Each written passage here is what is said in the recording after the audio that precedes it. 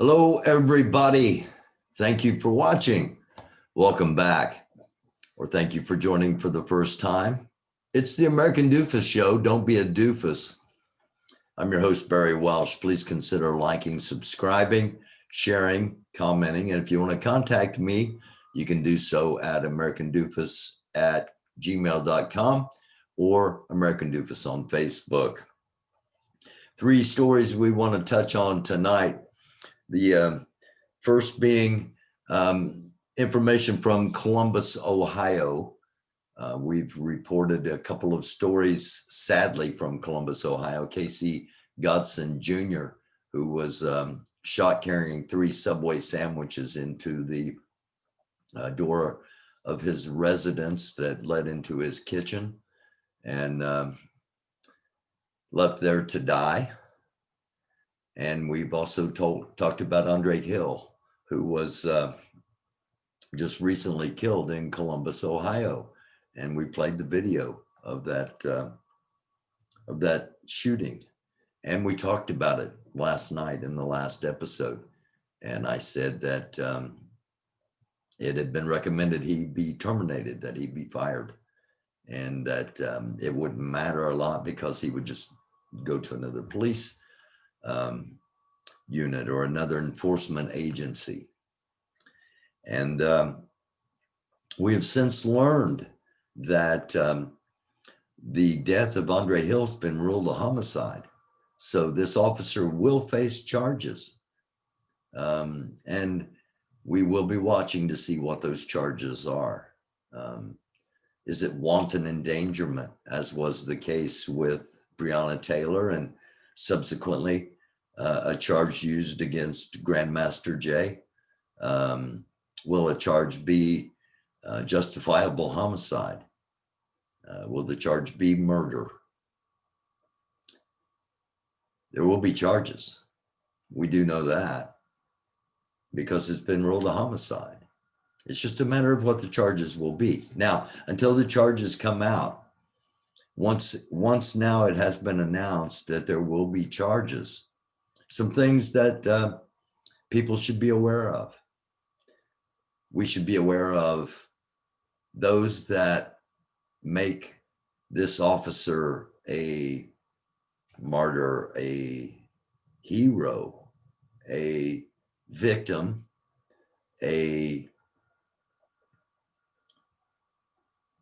anything that is going to glorify what he did, which was shooting a black man in the back,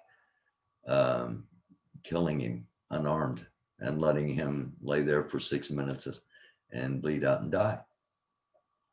But there will be those that will lift this officer up.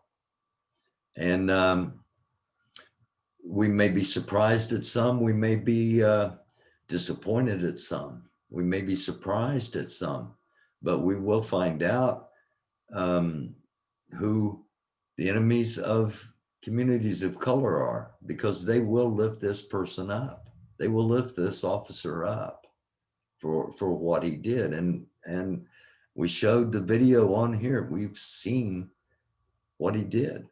The whole world has seen what he did. There hasn't been much of an outcry yet. I don't know, maybe because it's winter. I hope that's not the case, because this was just as unjustified as George Floyd or Breonna Taylor or any other police action shooting. The list is long. Pick a name, sadly. Second thing we wanted to talk about tonight was Nashville, Tennessee. What happened in Nashville, Tennessee.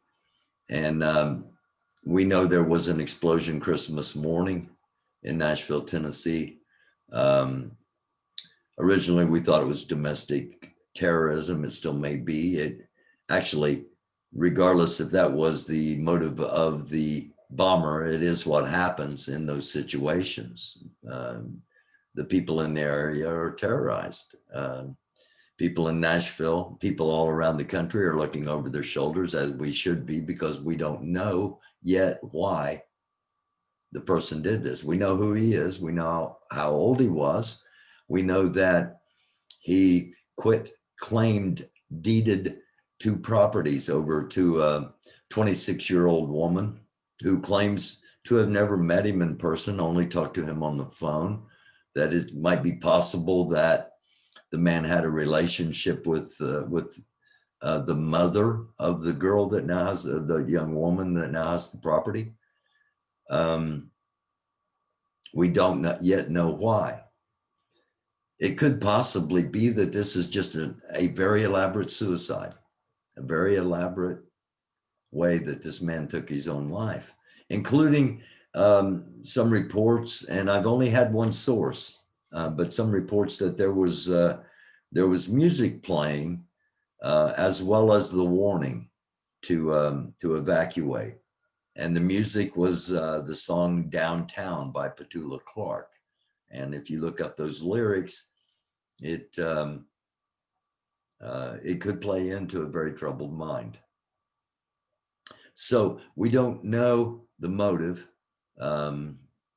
It's everything else is played true to form. As I told you, he would resemble me because the demographic that drives those particular kinds of vehicles, and I didn't mean it as racist or stereotypical. I just meant it as being real, and it proved to be true.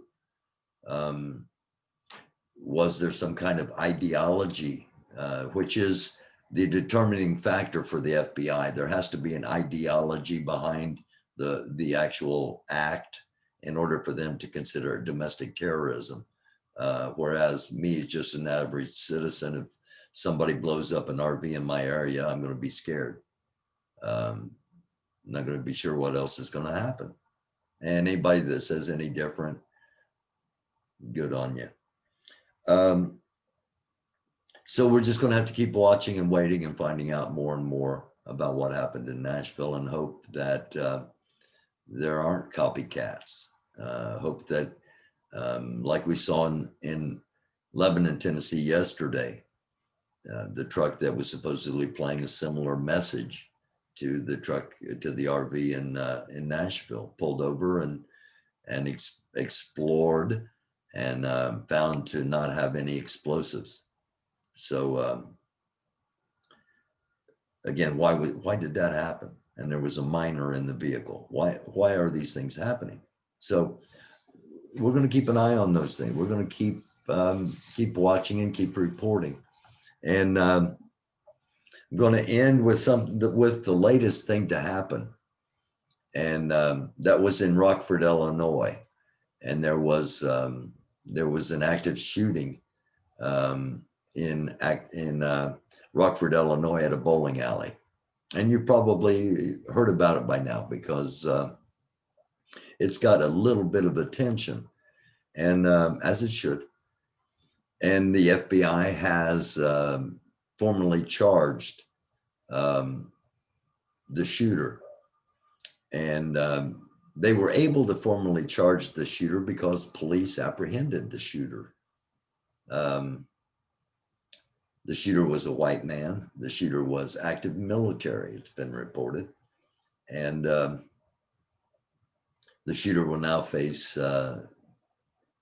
justice in the criminal system, and possibly, since he's active military, in the military system as well.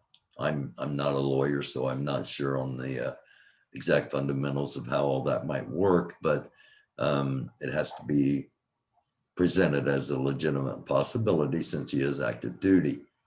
Now, the times we live in, we have to ask the question,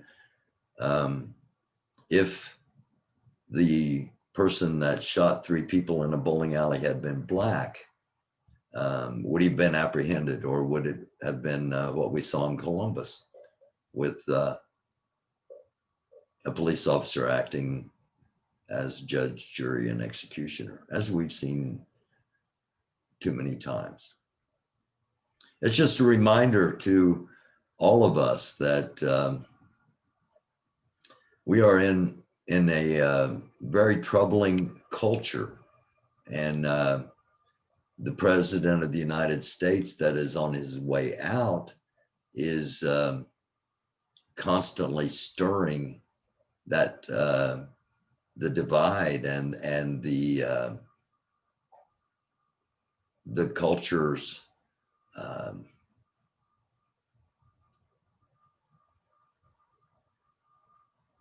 most evil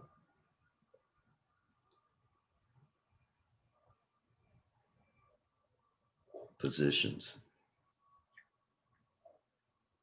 It's hard to even think about. It's hard to talk about. It's hard to imagine that our country's in the state that we're in. But we are. Now, what do we do about it?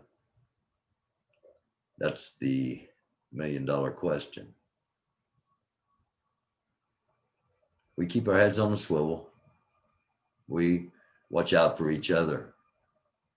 Personally, I think this is a crucial time for the communities of color to unite, and that's just my opinion. It's none of my business what you do, but it's my opinion that it is a prime time for, and it's out of necessity, out of what could potentially be coming. And maybe uniting is too strong of a wish. But you just declare peace for 30 days, everybody.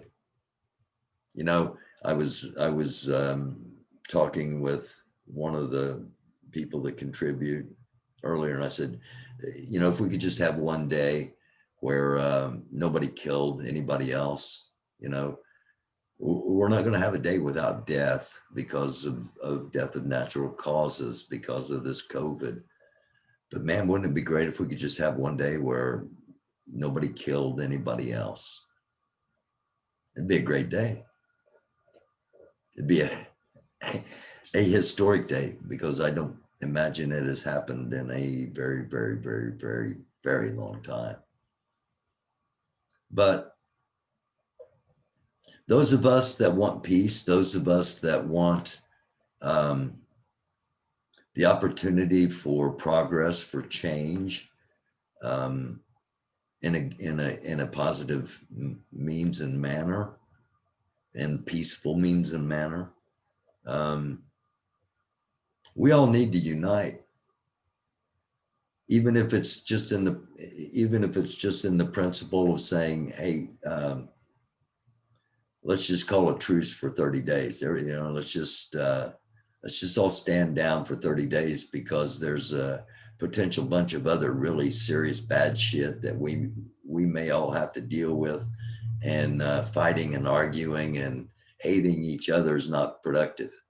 It's not productive ever, but when we all could be facing a legitimate civil war in our country, and not knowing for sure who's on whose side. That's where we are. That's where we are, in my opinion. It's the American Doofus Show. Just something to think about. We'll be back very soon with another episode, and hopefully you'll be with us as well. And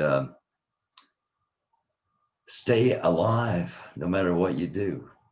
You know, don't be a doofus, of course. Don't be a doofus, but don't take anything for granted. And always be watching. And think about, if we can't have unity, let's just have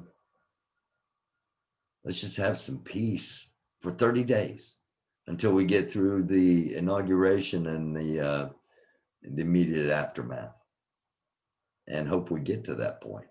It's the American Doofus Show. Don't be a doofus. I'm your host, Barry Walsh. I love you all. Until next time.